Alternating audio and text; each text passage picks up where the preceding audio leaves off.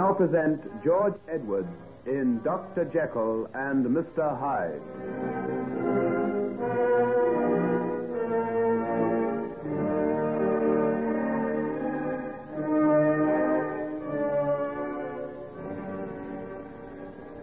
Hetty committed suicide? Where? At the place where she was living. She'd been told to come along to police headquarters to answer some questions. Went upstairs to put on her hat. She didn't come down. When we went up, she'd done herself in. A razor done the trick. Good Lord. Dr. Jekyll. Why, what's the matter? He's fainted. Get me some brandy, Paul. There's some on the table over there. Did he happen to know the young woman? I don't know. I don't think so. This whole business has upset him pretty badly. He was to have been married to Mr. Utterson's daughter in a couple of weeks' time. Yes, I suppose she won't feel much like getting married now. I tell you, sir, in all my experience, I've never seen a nastier job than that one. Hardly a bone left whole in his body. Yes, I know. Respectable old gentleman, too.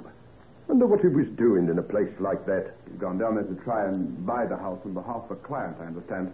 You don't say. That man Hyde must be a devil and no mistake. What did he want to kick him to death for if that was all he had against him? Feeling better, old man? Take a little more of this and lie still. You gave us quite a turn, sir, going off like that. I really... I'm ashamed of myself. I can't think what came over me. You need a holiday. That's what's the matter with you. You've been stuck away in this place day and night. Blessed if I can think what keeps you here. Queer-looking place, if you'll excuse me for saying so, sir. What's all in big glass jars and long, twisted bits of pipe? There are tops for chemical experiments. Dr. Jekyll's a well-known scientist. Oh, I see. Feeling better, sir? Yes, thanks, Poole. I'll be all right now. Better let me get you something to eat, sir. You've hardly touched a bit since yesterday. Well, that's a good idea. We'll all go back to the house and shut this place up. It's enough to get on one's nerves without anything else. You all go ahead. I've something I want to do. I won't be long. Well, can't I do it for you? No. Please go, all of you. I'm really better now. I can manage for myself. Get them something to eat, Poole. Something hot and strong. I feel I need it rather badly. Yes, sir. I'll go right away, sir. That's a healthier sound, old man. I can see I'll have to take you in hand. Come along, officer. Yes, sir. We'll go across. Dr. Jekyll won't be long. Hetty, David Markham, my mother, and my father, Utterson, and now, Hetty. Oh, God. God, forgive me. This is the trail of Hyde. Misery and ruin, sorrow and disgrace, and murder. I have done this. I alone. Oh, let me wipe him from my existence. Let me make certain that never can this hideous monstrosity that walks in the guise of man pursue his frightful course again. To destroy the secret tincture that is necessary to transform me into... There. It spills across the floor like blood. Like human blood. Oh, that I could get that vision of the old man's blood out of my mind. And now, I'll go and lock that outer door. I'll lock it, grind the key under my heel, so that never again can I pass through. That was the door to my infamies. Let it be closed forever. And then perhaps in time, I'll cease to be afraid. I'll learn to live as other men, not in this hell of fear that he'll return. Oh, God. Oh, God.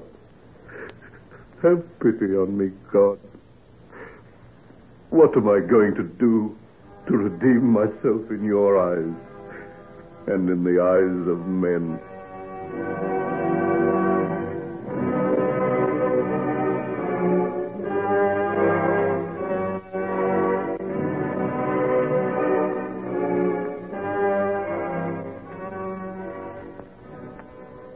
Paul, is he any better today? Yes, Miss Margaret, much better.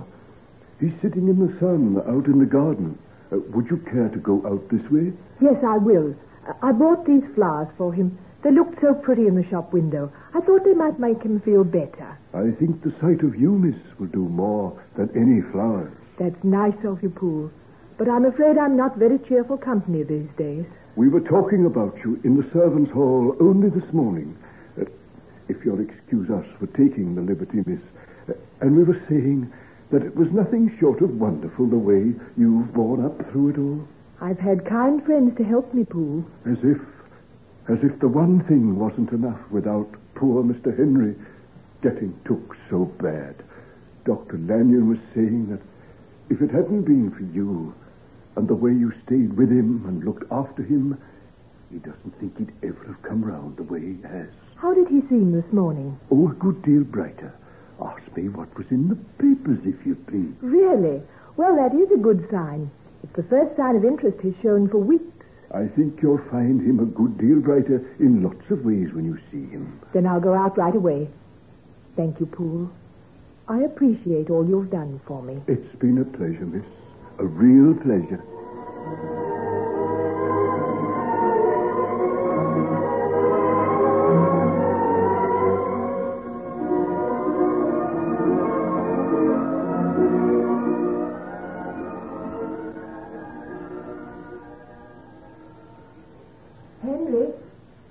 Henry? Are you asleep, dear? Oh, is that you, Margaret? I think I must have been in some sort of a daydream. I didn't hear you coming. I came over the lawn. No, don't get up. Let me sit here beside you. Oh, it's time I gave up these invalid ways. I'm really quite strong again. See? I don't need a stick anymore. Oh, that's fine. Will we go for a little walk? It's just lovely in the sun today. Give me your arm. I'll see just how far I can go. I'll bet I can manage to the end of the square. Oh, don't be too ambitious. I don't want to have you going back to bed again. Oh, I promise you I won't do that. The weakness is passing now. I'm starting to think clearly again. I could even remember some formulas quite easily last night. Oh, please don't overdo it, dear. You've got to get really strong before you even think of work again. How are things going down at the clinic? Have you been down there recently? Yes, yesterday afternoon. Nurse Peters and Hugh are doing a wonderful job. Oh, no. Don't tell me they don't miss me at all. That would be too much to put up with. Never fear about that. I was besieged with people asking how you were. It'll be a great day down there when you're well enough to come back to them. Do you really mean that, Margaret? Of course I do. Why do you ask? I just want you to repeat it. It comforts me somehow to feel that I've done some good in the world. You? Why, whatever are you talking about? There's no other person I know who'd given so much of himself to others. Your whole breakdown was due to overwork. And now I'm beginning to long to get back to it. Oh, but you mustn't. You've got to rest for a long time yet. Henry, why can't we get married quietly and go away together so that I can look after you? Please. Oh, dear. yes, I know we've been through all this before, but you don't convince me. The fact that you've had a bad breakdown doesn't mean that things have changed between us. I've got to be certain that was the reason for it. These things may have deeper causes than we know. What do you mean? I can only put it in one way. If someone came to me and said a man had had the kind of nervous collapse that I had had, and that he was going to get married immediately after it, I would say that he had no right to do so. Henry, you're not serious. Oh, Margaret, darling, surely you must realize that these things don't happen by accident. Oh, what are you hinting at? Don't let's talk of things like that. You wouldn't if you were really well. All right. All right. Let's enjoy the sunshine and each other's company. You've spoiled everything.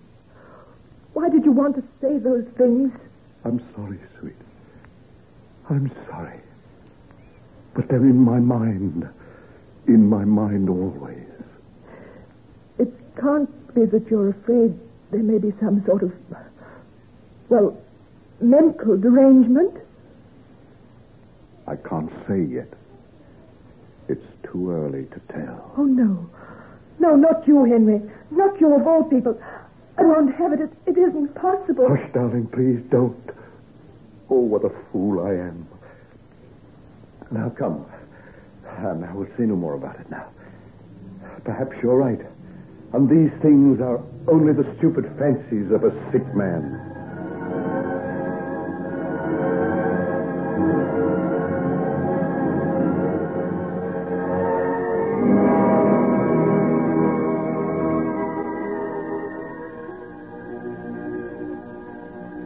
Look here, old man.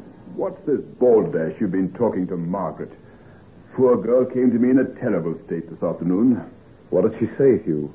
That you've got some fantastic idea that this illness of yours might have some other cause than overwork. And mightn't it? Oh, might? But it would take a lot to convince me there was anything wrong with you. Why? Do I have to answer that? You know yourself better than I do. And that's the answer, Hughie, old friend. I know myself better than you do. Than anybody else in existence does. And that's why I feel I have no right to marry Margaret Utterson. What? You're not serious. Never more so in my life. You'll break her heart. I can't tell you any more than what I say now. But I tell you, Hugh, that I have forfeited all right to marry Margaret. Or any other woman I shall ever meet. Now, don't ask me why. It's the truth. And it is the knowledge of that has made me what I am. A man old before his time. Broken in health. And my hair turned white before I'm 30 years of age.